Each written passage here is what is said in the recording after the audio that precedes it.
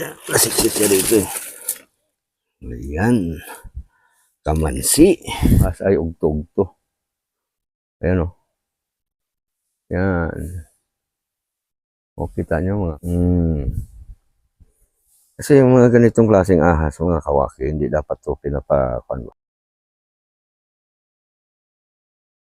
Kaya ang pinaka-the best na ma-advise ko sa mga kababayan nating OFW na habang kumikita kayo dyan sa ibang bansa, sikapin nyo po na magkaroon kayo ng sarili nyong lupa. Hindi basta-bastang hirap ang dinanas ng mga OFW, no? Yung nagpapakahirap sa pagtatrabaho dyan sa ibang bansa, pagkatapos yung kamag-anak na naiwan dito sa Pinas ay wala namang ginawa kundi lumustay ng pera. O, basta inuna mo yung luho ay walang mangyari sa buhay mo. Halimbawa, Wikwi, wakwa, wakiwa, ayi, tira. so ayan, mga kawaki, mga kabisnes, mga kalinda, yan o, yung kamansi natin o. Close up natin. Ayan. Ayan po yung kamansi natin. Oh. Yun o, yun. Oh, may mga bunga doon oh. Ay, grabe. Oh. Yan, kukuha tayo sariwang-sariwa yan, mga kawaki. Ayan. Nandito yan sa bandang likuran ng aming kubo. Ayan. Ayan. Puntahan natin yung puno ng kamansi, mga kawaki, at mga kabilinda. Ayan. Okay. Ito po yung puno ng kamansi namin. Ang laki na nito kaya, mga kawaki. Oh. Laki na oh. Bagong dating pa lang kami dito, tinanim ko na kagad ito. Kaya, ayan. Saan na kami magpunta ng lugar, kagad-agad ay, pag may lupa kayo doon, tanim kagad. At lumilipas ang panahon ay lumalaki yan. At saka napapakinabangan. Ayan, taas oh. Ay, grabe. Ayun oh. Ayun, may mga bunga doon sa taas oh, mga kawaki. Ano ba yung panungkit ko dito? Hanapin natin. Ayan. Ay, oo, nandito. Tama, naalala ko dito ko yun nilagay eh. Ito. Ito yung aking panungkit. Nakasandal siya dito sa puno ng mangga. Ayan. So, kunin natin. Ayan.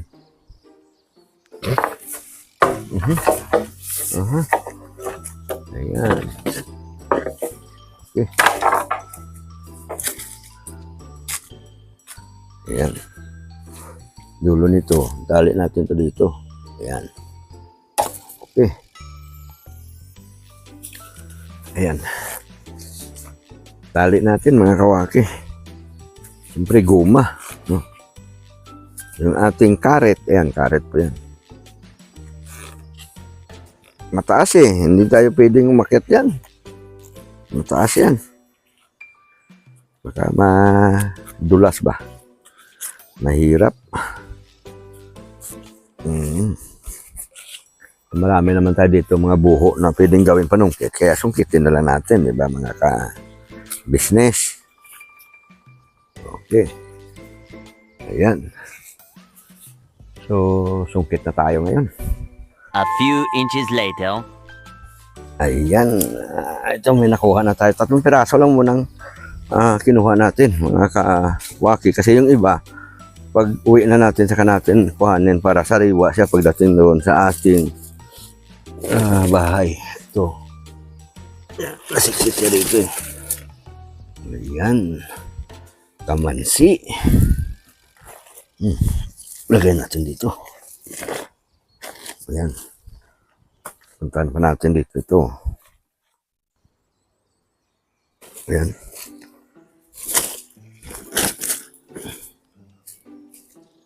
Ito ba? Yan. Itong tama lang talagang laki. Itong tama yan. Naku, yung isa nahulog doon sa yan. Shout out po kay Ma'am Baseball Balance. Kay Ma'am Merlina Nakahima. Jolie Ritota, shout out po sa iyo. Ayan. Ito,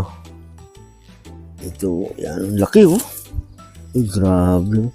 Ang ganda nito kasi pag ganito na malaki na, ang buto nito ay masarap. Paborito ko dito kainin yung buto eh. Pag binalo mo sa gulay, manamis na miss yan, mga idol. Mga kawaki. Mga kalinda. Ayan. Ayos. May ahas dito, mga kawaki. Kado tong ahas na to ah.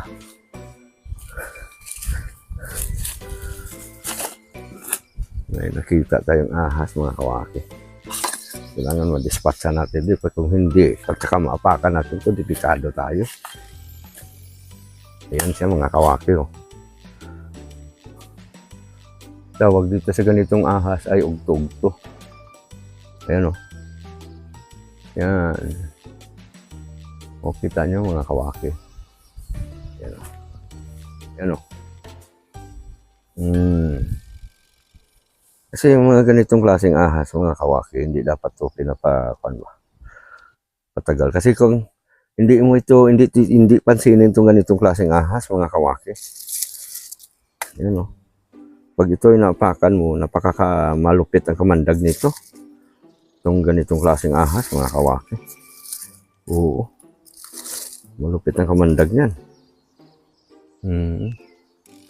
So, dyan muna siya. Ito lang, hanapin ko yung kanyang ulo. Ay! Tira!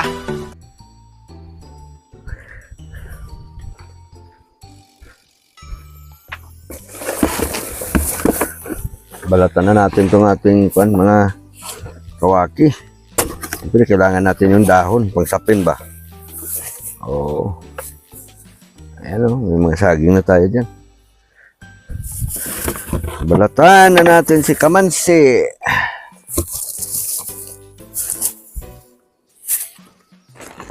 Ayan. Ito, maganda itong siya, malaki kasi may pan ito eh. Maganda na yung buto na ito.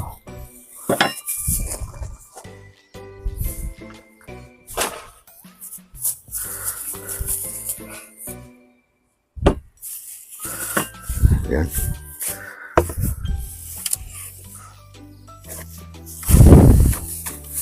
Kayo ba mga kabisnes, mga kawaki, nakaranas na rin na maggulay nitong kamansi? Julie Ritota, karanas ka na ba ito?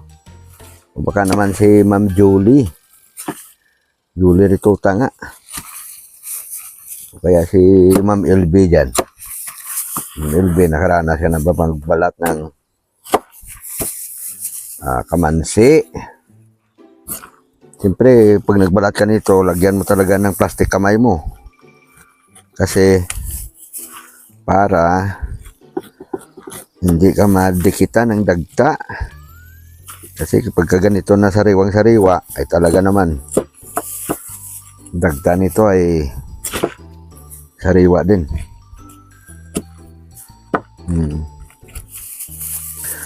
Kayo ba mga kawaki, mga kabisnes, kapag ka nagbalat pag nagulay ng kamansi, yung ganito, binabalatan nyo rin ba?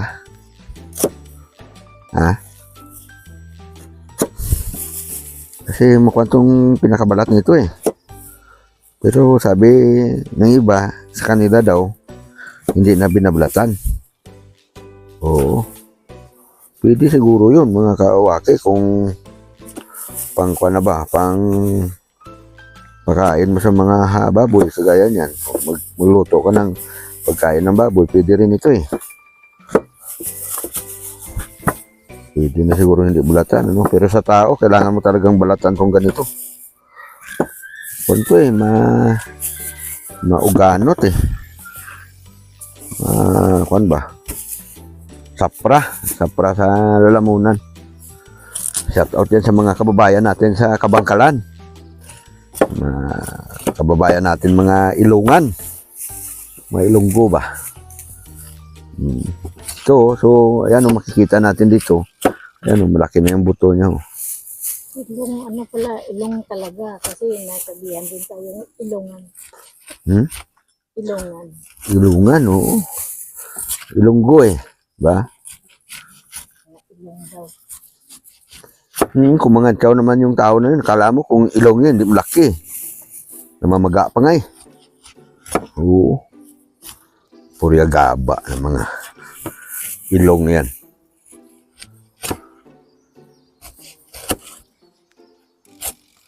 Tapos pag nagkantyaw sila wagas.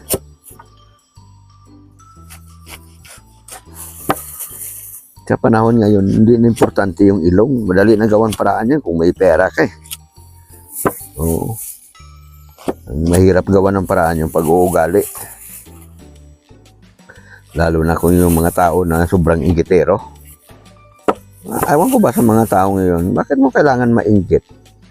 Diba? Mga kawaki, mga kabisnes. Dapat, yung mga tao na nagtatagumpay sa buhay, ay imbis na kainggitan natin, dapat ay gawin natin silang inspirasyon. No? Para tayo magsikap din na umasinso at umunlad sa buhay. Hindi yung kainggitan natin yung isang tao na nagsisikap din nga yung tao na yun para din na guminawa rin yung buhay. A few inches later. Yes, shout out po to Luis TV. No? Kumusta na po kayo dyan?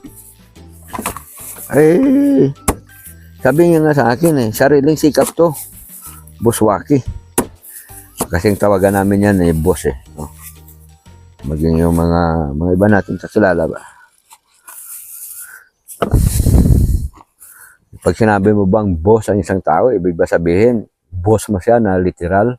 Hindi lang yun ang ibig sabihin ng salitang boss.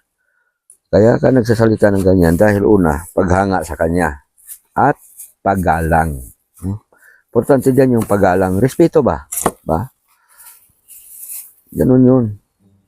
Ngayon, yung mga malalaking vlogger na yan, na nagsikap, na nagtagumpay, dapat po natin silang tularan mga kawaki. Kasi karamihan naman sa mga malalaking vlogger, o kaya sa karamihan sa mga vlogger, kahit yung mga vlogger na nagsisimula, no? Yun ay namumuhunan din naman, no? At kumbaga ay nagdaan din sa matinding hirap, no? Lalo na yung mga malalaking vlogger na yan. Kagaya ni Pugong Biyahero, yun ang panoorin nyo kung paano siya nagsimula. Siyempre may mga kwento sa likod ng katotohanan. Gusto natin na magtagumpay, kailangan natin magsikap. Kaya huwag tayo mahulog sa mental crab, no? Isip talangka ba?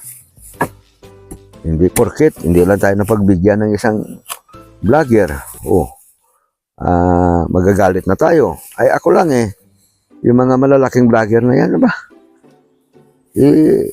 Panay ako dyan nagko-comment, panay ako, nag-subscribe ako sa kanila, nagko-comment ako sa kanila, no? Siyempre, sa dami, lalo na, halimbawa, magla-live sila. Sa dami, hindi ka mapapansin, no? Pero ibig ba sabihin nun, sasama yung loob ko sa kanila? Dapat hindi, kasi ako tong lumapit pansinin man nila ako o hindi, salamat. Tira. Ito na mga kawaki, ito na yung gulay natin, gulay na kamansi with baboy. Nadurog yata yung baboy, ayan, ayan. Kain na tayo mga kawaki, mga kalinda. Ito, yan.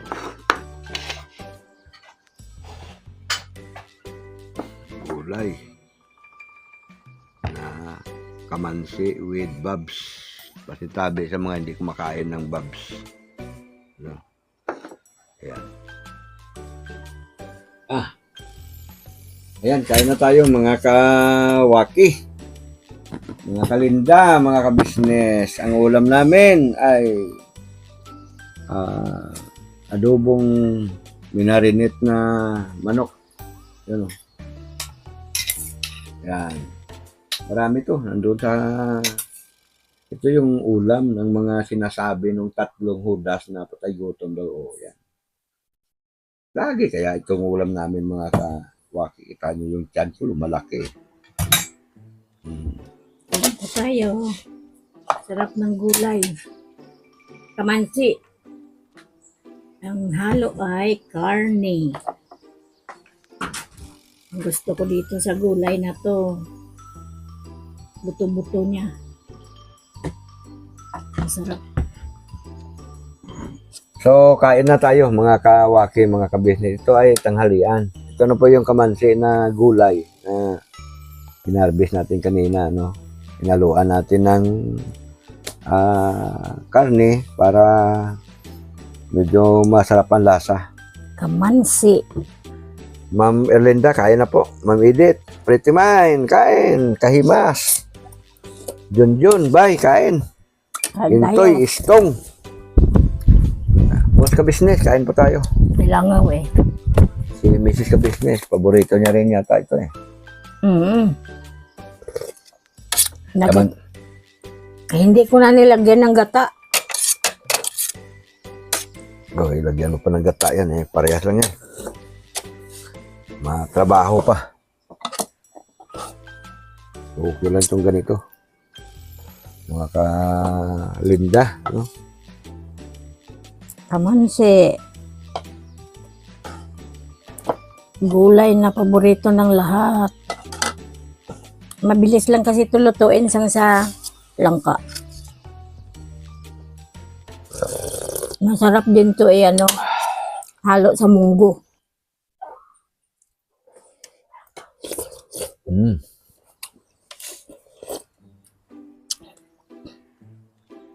Itong buto. Kunin ko muna itong buto. Mamaya ako birahin yan. Pag merenda ko yan, mamaya ngapon.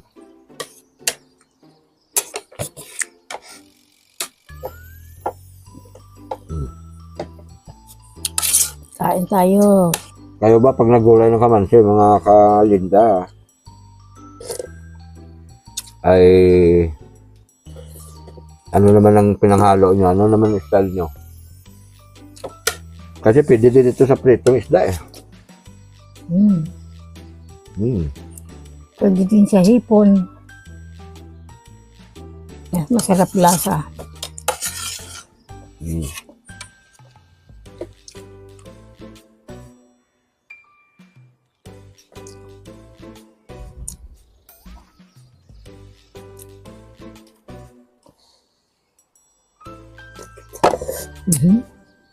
Tumatalon yung buto. Umaya ka. Sarap yung papakling pagkatapos kain. Ayan. Kasi kwanto eh. Ito yung pagkain ng sinasabi ng tatlong hudas na patay gutom daw. Tapos may hatlog pa ko. Napakasarap nito kasi bagong pitas talaga sa puno. Manamis-namis yung lasa, mga kalinda, mga kawake. Kapag namitas ako nito at saka binibinta doon sa amin, sa bahay, ubos agad. Mabilis ko maubos pag bininta mo. Kahit isang sako pa ang dalhin mo. Pag may bumili na isa, pag nakita na ay saan mo binili yan? Maya-maya yan, sumugod na yung mga mamimili.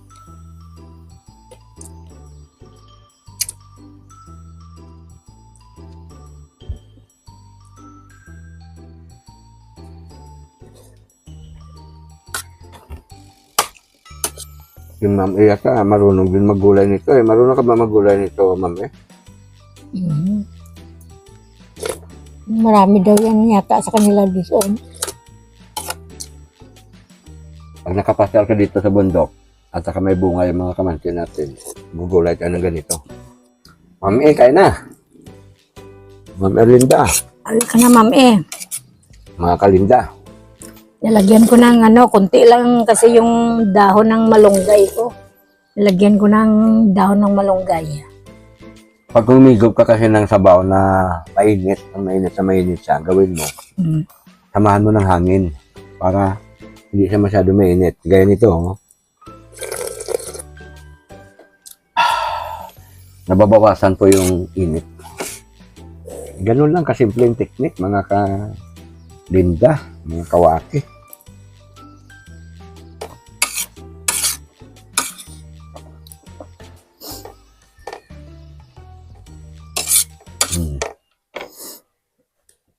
Mas maraming gulay ang kinakain ko sa kanin.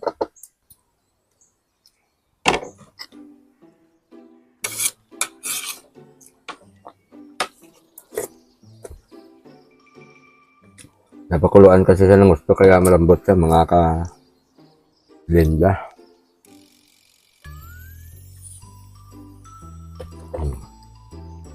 Yung karne ko, di pa kuluan ko na kahapon pa. Para lumambot talaga. Tapos pakuluan uli kanina. At saka gisa. At saka ilagay yung gulay. Na malambot siya. Pati rin yung adobong manok ko, natanggal na yung laman sa buto. Shout out po sa lahat ng mga OFW nating mga kababayan. Mm. Diyan ba sa inyo? Diyan sa may... Saan ba kayong bansa? Meron din ba mabibili dyan na kamansi, mga kawake?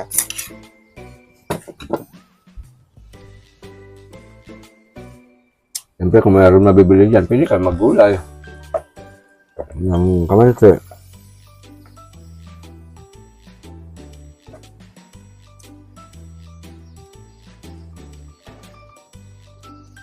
Meron ako nakita sa Thailand.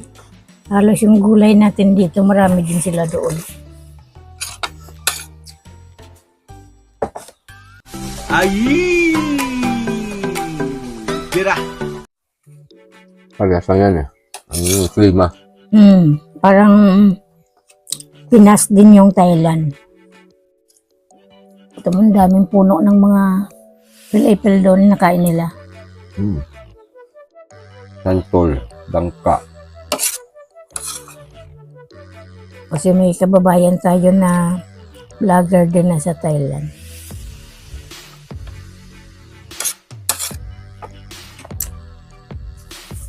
Tapa po kay Boss Jerry Padilla. Saan talubos? May-ari ng Laras Tin Trading.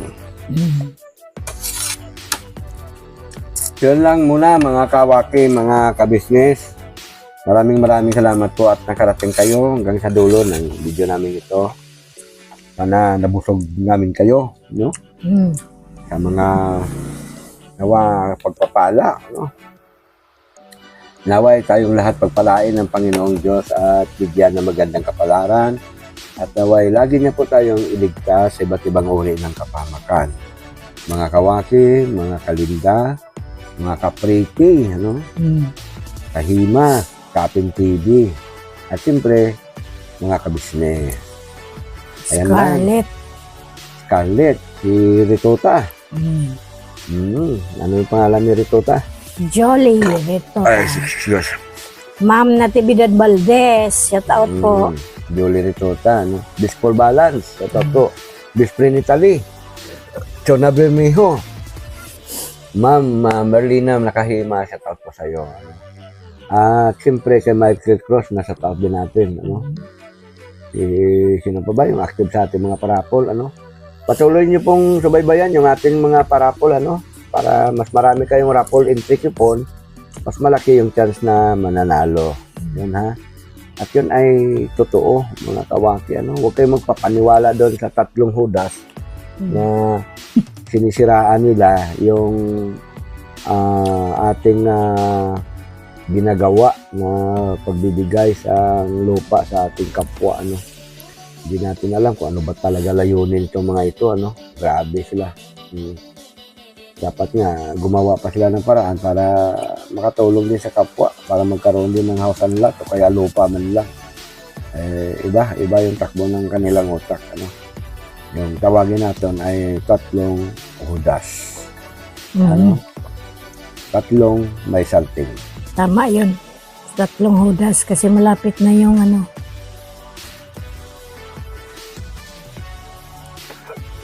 tag-araw.